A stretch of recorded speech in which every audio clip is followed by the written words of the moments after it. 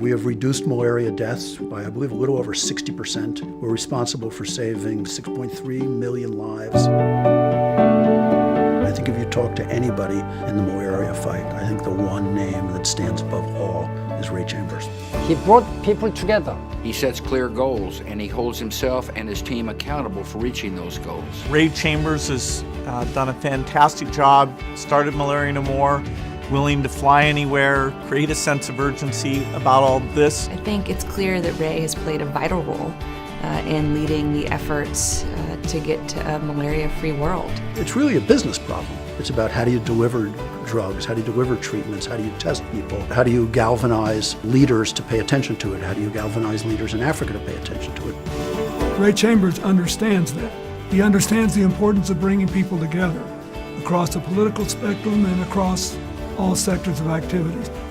There's hardly anybody who's as good at it as he is. And that incredible success that wouldn't have happened without Ray now has got the world talking about a full eradication. I think probably the single most meaningful thing that happened in this fight was the degree to which African leaders took on the fight against malaria. Primarily in ALMA, the African Leaders Malaria Alliance.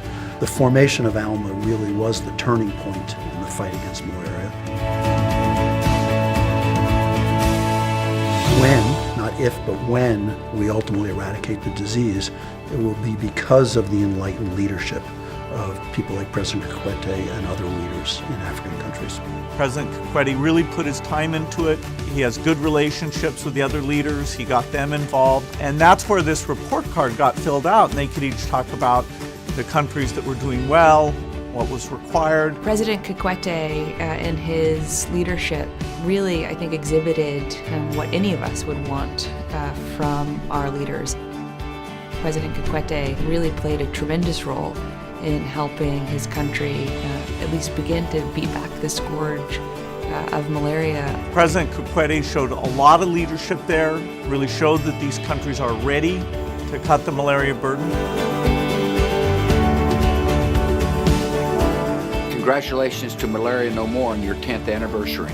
In 2006, Laura and I were honored to host the first ever White House Summit on malaria, when Malaria No More was born. The global campaign to end malaria death has now reached historic progress. Malaria is in retreat across the globe. We're now talking about ending this disease in our lifetimes. A tremendous inspiration and a tremendous aspiration.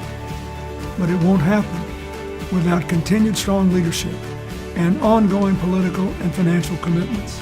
That we have come to this point is a credit to people led by Ray Chambers and President Kikwete and many others.